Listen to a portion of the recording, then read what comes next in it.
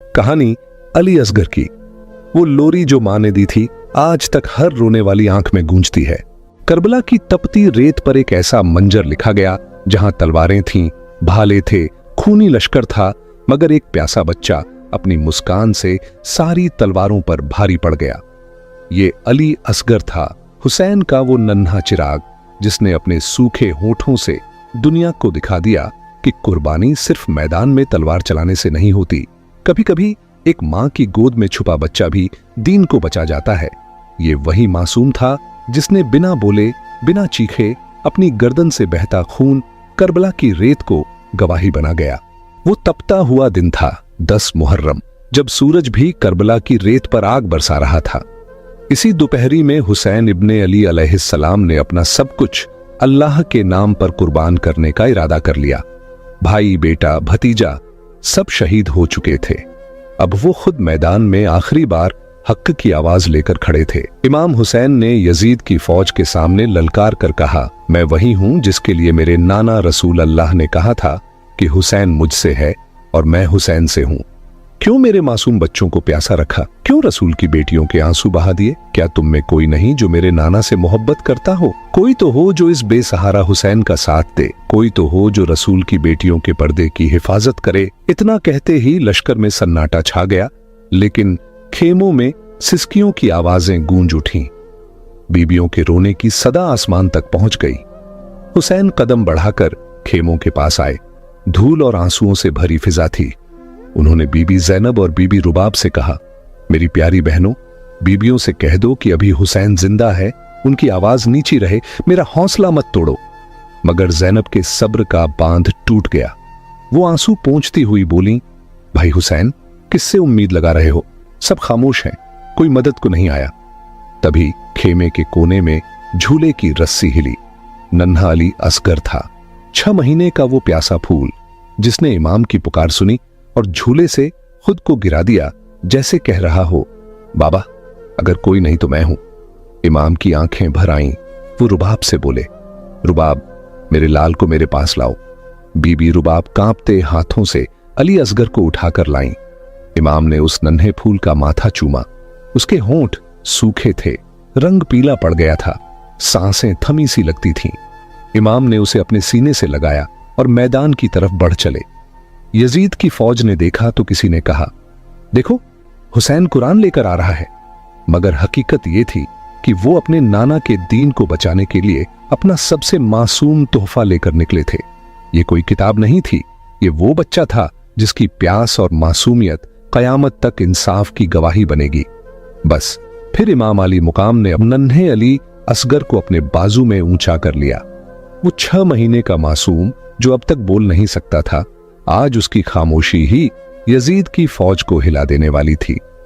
हुसैन ने कांपती आवाज में कहा, लोगों, अगर मेरी कोई गलती है तो इस नन्हे का क्या कसूर है? इसे देखो, ये तो अभी बोल भी नहीं सकता। 3 दिन से इसे पानी की एक बूंद नहीं मिली। इसकी मां का दूध भी प्यास से सूख गया है। सिर्फ 2 घूंट पानी दे दो, ये भी तुम्हारे रसूल ही का हिस्सा है। लेकिन यजीद की फौज के लोग जोर जोर से हंसने लगे। कोई बोला, हुसैन, अगर तेरा बच्चा सच में प्यासा है तो इसे कहो खुद मांग ले। इमाम हुसैन ने नन्हे अली असगर को देखा, उसके सूखे होंठ, प्यास से जला चेहरा। उन्होंने नजरों ही नजरों में कहा, मेरे लाल, अपने नाना की उम्मत से पानी मांगो। बस इतना कहना था कि करिश्मा हो गया। अली असगर के होंठ हिले।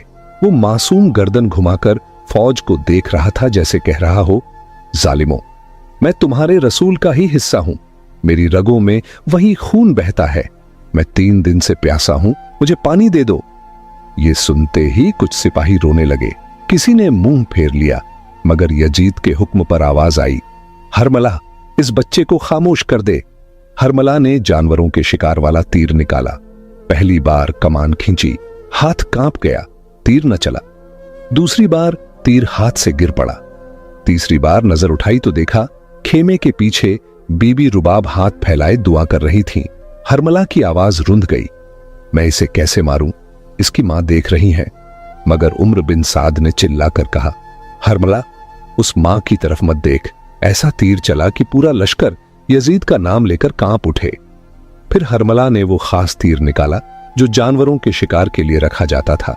तारीख कहती है वो तीर 3 नोक वाला था। उसने कमान खींचकर आसमान की तरफ देखा, हवा रुक गई, खेमों में सन्नाटा छा गया। नन्हा अली असगर हुसैन की गोद में था, प्यास से सूखे होंठ, आंखें बंद, मगर होठों पर हल्की सी मुस्कान। तीर बड़ा था, असगर का गला छोटा। हरमला ने निशाना लिया, सांस रोककर कमान छोड़ी और वो तीर सीधा उड़ गया। तीर की एक नोक अली असगर के कान में लगी, दूसरी नोक उसके बाजू और सीने को चीरती चली गई और तीसरी नोक उसके पेट से होती हुई हुसैन के बाजू में जा लगी। मासूम असगर की मुस्कान जैसे कह रही थी, बाबा मैंने अपना हिस्सा दे दिया। हुसैन ने अपने 6 महीने के इस नन्हे लाल को देखा। उसकी रगों से कभी मां का दूध बहा था, अब वही दूध और खून हुसैन के हाथों पर गिर रहा था। करबला की रेत तप रही थी, सूरज आग बरसा रहा था, मगर हुसैन की गोद में वो मासूम अब हमेशा के लिए खामोश था। हुसैन ने ऊपर आसमान की तरफ देखा। या अल्लाह, इस खून को कहां बहाऊं? उन्होंने चाहा कि इस खून को आसमान की तरफ उछाल दें। आसमान से आवाज आई, हुसैन, इस मासूम का खून मुझ पर मत फेंको। अगर ये कतरा गिरा तो कयामत तक बारिश नहीं बरसेगी। फिर हुसैन ने जमीन की तरफ देखा। रेत जल रही थी, करबला की मिट्टी भी तड़प उठी। हुसैन, इस खून का एक कतरा भी मुझ पर मत गिराना, अगर गिरा तो कयामत तक अनाज नहीं उगाऊंगी। हुसैन ने वो खून अपने हाथों में थामा, कुछ देर तक आसमान की तरफ देखा, फिर उसी खून को अपनी दाढ़ी पर मल लिया। आंसुओं से भीगी आवाज में कहा, या अल्लाह, तू गवाह रहना, तेरे इस्लाम को बचाने के लिए मेरा नन्हा अली असगर किस तरह शहीद हुआ। उसके बाद हुसैन ने अपने 6 महीने के मासूम असगर के जिस्म को अपने अब्बा में छुपाया और कांपते कदमों से खेमे की तरफ चले। जैसे ही बीबी रुबाब के सामने पहुंचे, उन्होंने चादर हटाई। तारीख कहती है बीबी रुबाब का चेहरा पीला पड़ गया, आंखों से आंसू बहने लगे। कांपती आवाज में बोली, क्या मेरे बच्चे के कातिल की कोई औलाद नहीं थी? क्या वो बे औलाद था? हुसैन ने बीबी रुबाब को गले से लगाया, आंसू पूंछे और कहा, सब्र करो रुबाब, देखो हम सब शहीद होंगे, सबकी लाशों के साथ बेहुरती की जाएगी, कोई नहीं बचेगा। आओ अपने असगर के लिए एक कब्र तैयार कर लें। फिर हुसैन ने बीबी रुबाब के साथ खेमों के पीछे तपती रेत में अपने नन्हे अली असगर की छोटी सी कब्र खोदी। रुबाब के कांपते हाथों में वो मासूम लिपटा रहा। हुसैन ने अपने जिगर के टुकड़े को उसी गर्म रेत में दफना दिया। रेत भी उस वक्त सिसक रही थी। फिर जब हुसैन खुद भी शहीद हो गए, खेमों को जला दिया गया, बीबियों को कैद कर लिया गया। रस्सियों में बंधी बीबियां जलते हुए खेमों के साये में शाम की तरफ ले जाई जा रही थीं। शहीदों के सर काटे जा रहे थे। उसी फौज में से किसी ने आवाज दी, वो बच्चा नहीं मिला जिसे हुसैन पानी पिलाने के लिए मैदान में लेकर आया था। एक जालिम बोला, मैंने देखा था, हुसैन उसे खेमों के पीछे दफना रहे थे। ये सुनते ही उमर बिन साद ने दहाड़ कर कहा, अपने हाथों में नेजे ले लो, जले हुए खेमों के पीछे मारते रहो जब तक उस बच्चे की लाश ना मिल जाए जिसे हुसैन ने दफन किया था। अगर वो मिल जाए तो उसका भी सर काटकर नेजे पर सवार कर देना। बस फिर यजीद की फौज ने हाथों में नेजे उठा लिए। करबला की तपती हुई जमीन पर नेजे मारते जाते, रेत उछलती जाती, हर वार के साथ खामोशी टूटती जाती। तारीख कहती है एक नेजा जैसे ही जमीन में लगा और ऊपर आसमान की तरफ उठा तो उस पर अली असगर का नन्हा सा जिस्म हवा में जैसे परवाज करता नजर आया। फौज यजीद खुशी से झूमने लगी। देखो, हमने रसूल अल्लाह के छोटे नवासे को ढूंढ लिया। वो मासूम जिसे 3 दिन की प्यास ने तोड़ा था, अब जालिमों के नेजे पर सवार था। जालिमों ने नन्हे अली असगर के 6 महीने के जिस्म को तपती रेत पर रखा। खंजर निकाला गया और उस मासूम का सर काट दिया गया। कोई रोया नहीं, कोई कांपा नहीं, फौज बस झूमती रही जैसे कोई जश्न मना रही हो।